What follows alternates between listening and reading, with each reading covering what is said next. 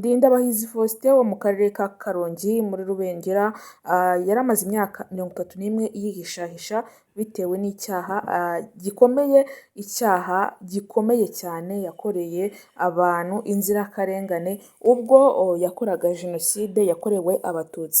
Yari amaze imyaka 31 yihishahisha, ariko amakuru dukesha ikinyamakuru cyandika cyavuze yuko uyu mugabo rwose abaturage bamutanzeho amakuru agahita afatwa ako kanya. Abaturage rero bamuzi neza, ubwo yaraje gusaba serivisi z'ubutaka, abaturage bahise bamutangaho amakuru ako kanya. Bamara kumutangaho amakuru, uyu mugabo ahita afatwa byihutirwa.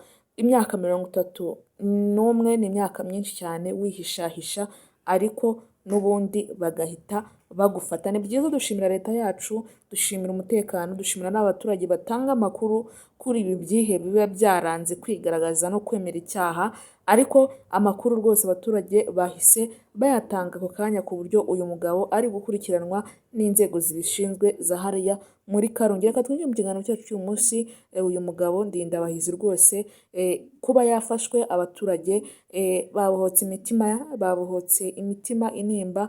Buriya aranavuga naho byagiye bikorerwa, kuko umuntu wakoze icyaha nka kiriya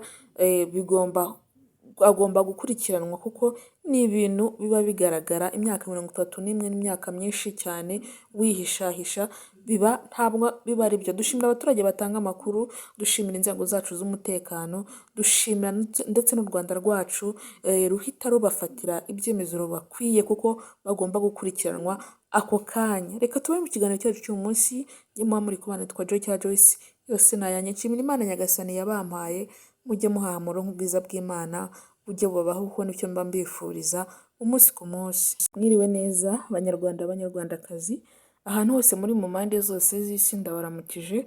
Amahoro y'Imana abane namwe. Niba utameze neza ubuzima urimo, ihanganira ubuzima urimo, kuko mu isi niko bigenda. Mu isi habamo ibibazo, habamo ibigeragezo byinshi, habamo ibigeragezo byinshi, ariko ndabifuriza niba utameze neza ihanganira ubuzima urimo, niba umeze nabi nabwo ihanganire ubuzima urimo, kuko cya mbere ni ugusenga Imana no kwiragiza Imana. Icyo nicyo kintu cya mbere. Niba urwaye ihangane, muri iki gihe noneho hasigaye harateye indwara nyinshi cyane, indwara ya malariya cyangwa umutwe cyangwa izindi zose ndwara, ugasanga umuntu ahitanywe nayo. Murabizi mu minsi yashize naje kubabwira umukobwa witwa Murerwa wazize indwara y'umutwe. Umutwe tujya tuwukinisha, ariko umutwe buriya ni ikintu gikomeye cyane. Umutwe ni ikintu gikomeye cyane, ntukawukinishe, kuko uriya niwe fondasiyo y'ubuzima, fondasiyo y'ubuhumekero, fondasiyo ya byose.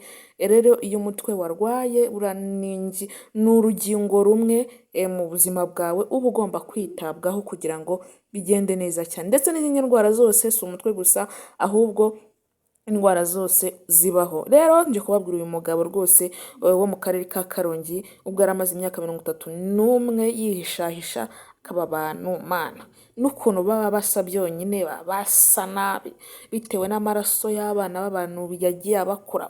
Mana, iyo mbonye nk'aba bantu, mbonye nk'umuntu nk'uyu, ukuntu asa byonyine, ukuntu asa ndebera nawe. Rero uyu mugabo ni wo mu karere ka Karongi muri Rubengera. Ubwo yari yagiye gusaba serivisi.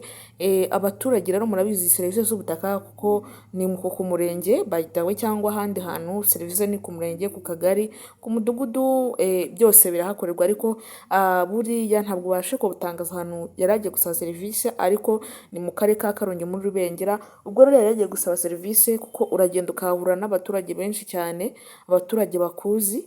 Ubwo rero abaturage bamuzi bahise bamutanga amakuru, bavuga ati uyu mugabo yakoze jenoside. Ubwo rero yari amaze imyaka 31 yose yihishahisha.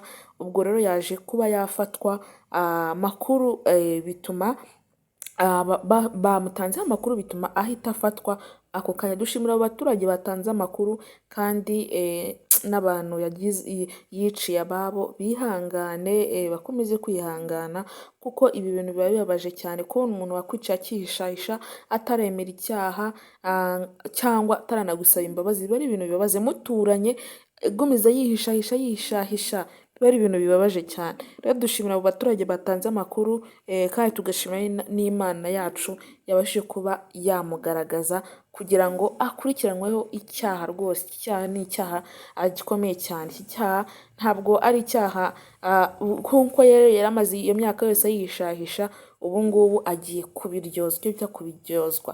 Dushima Imana ndetse n'abaturage bahariya mu karere ka Karongi.